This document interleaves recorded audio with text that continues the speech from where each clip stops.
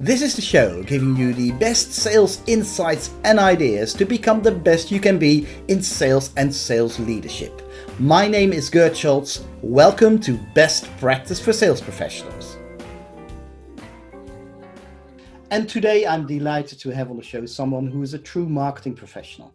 His business is focused on the payments industry. He has over 20 years of international business-to-business marketing experience in the design and delivery of effective marketing strategies. He is the CEO of Blue Train Marketing, a multi-award winning agency. Jeff Banks, welcome to the show. Good to see you, Gert. Thanks very much for having me.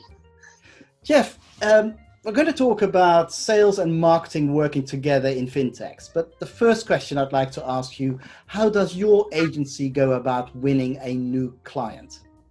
Well, we've spent the last 5 years earning our place in the fintech sort of community. So we've spent a lot of time with the preeminent trade bodies, so people like the Emerging Payments Association and Vendorcom and PIF, the Open Banking Excellence Group. So we do a lot of content work for those guys. So we actually produce blogs, infographics and so forth. So a lot of the community already kind of know us because they've seen what we do. And that's always a good place to start because, that starts initial conversation, but it's from 1 month to the next. The conversations get bigger and longer when you meet. And then finally, you end up talking about their business and how you can help. So, in that way, it's kind of it's classic inbound marketing, really. Fabulous. So, what would you say to payment sales professionals who say, "Well, what have I got to do with marketing?" Do you know people like that? I'm sure I don't know people like that. Okay, let's just suppose maybe they exist. What I would say is that we've gone a long way past the years when we used to do brochures, product sheets and that sort of thing. We're now into a very different relationship now where we are there to help them start conversations at the right time. So whether that's virtually, whether we could do that through social media, we start conversations with lots of people, engage them, and then we bring down that sales funnel. So it's about helping them take that, make that conversation happen at the right time. But moreover, I would say what marketing does is it stops those individual sellers being individual, and it actually helps turn them into part of a cohesive brand. And the brand is what will create a successful in the future. Interesting. So when you start working with sales professionals in fintechs, from a marketing perspective, what are the kind of issues you've come across? Well, the clue for us really is in the name fintech. Tech is often something that the people we work with are very focused on. They love their tech stack.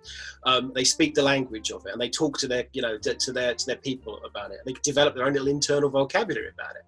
But that doesn't translate into marketing well. So we have to kind of break them out of that, and because we're an external agency, we can go in and we can ask them all kinds of stuff about how they do things, why they do things, and not always what they do. So we can help bring tease out a story that is much more compelling, a reason for somebody to buy a product from them rather than just buying a product that they can buy from anybody else. So that's really is where we think we add value. Okay, so a classic sales challenge that is that people talk about their product, what it does, and how it works, rather than what it actually does for a client. It does. I mean, our industry is absolutely rife with jargon, it's almost there's almost an element of trying to fit as much jargon in one sentence, and by the end of it, you really have no idea what that company does. So we try and rein that back in, put it in plain speak, and put it in terms that the average consumer can actually understand. So it can be quite a painful process to do that, and particularly because everybody has an ingrained behaviour of talking about the solution in a particular way, and as a third party coming into that, we can challenge that a little bit. Okay, I get that. So in terms of best practice, right? Sales and marketing people working together in fintech, what does that look like? Well, for us, I mean, where we deliver benefit to the seller, and where we interact most effectively is where they can bring insights that are maybe more of an intuitive emotional nature, because a lot of where marketing is going now is that things are becoming a bit more emotional, and we can help the seller convey that in the marketing. So whether it's like you're trying to create a sense of awe or amazement or wonder, whatever it might be, sometimes we can help them find the language to convey that feeling through their marketing. And as I said, that kind of helps differentiate the product itself and helps create a brand. So, from that point of view, we can amplify their observations and the things that they know to work in the outside, in the field, through the marketing channels, which obviously multiply. Okay, so I think in business to consumer sales, emotion has always been one of the key drivers, and you're saying that in business to business, salespeople now should also bear in mind the kind of the emotive state of their prospects. Well, I think it's more that today, marketing hasn't reflected that particularly well.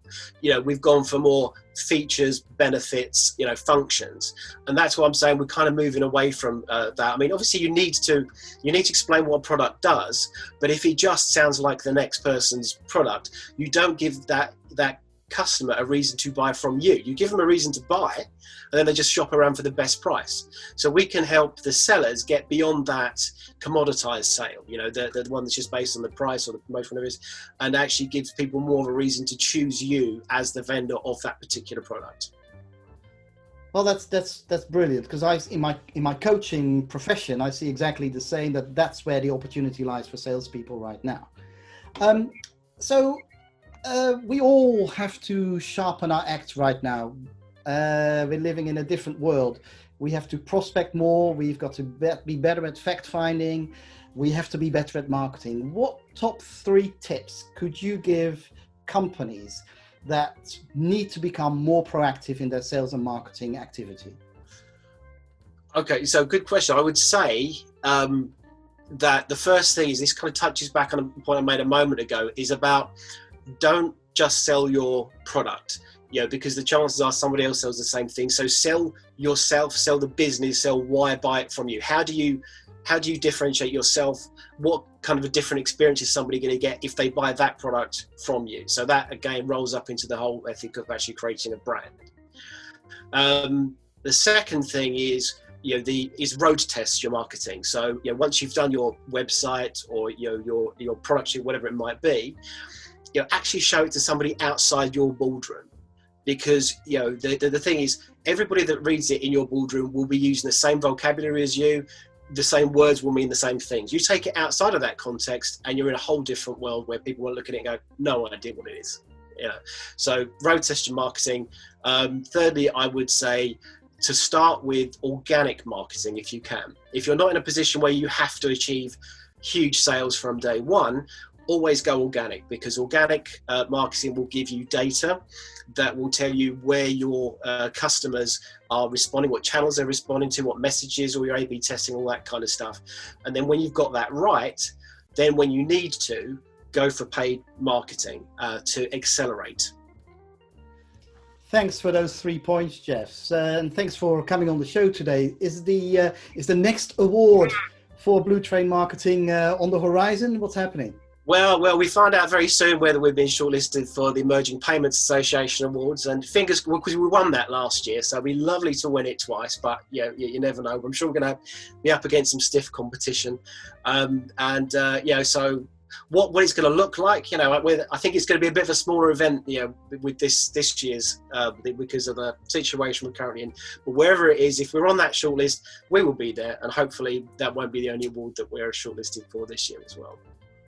Jeff, I wish you all the best of luck with that, and the team, of course. And once again, thank you for coming on the show. See you soon. Thanks, Olga.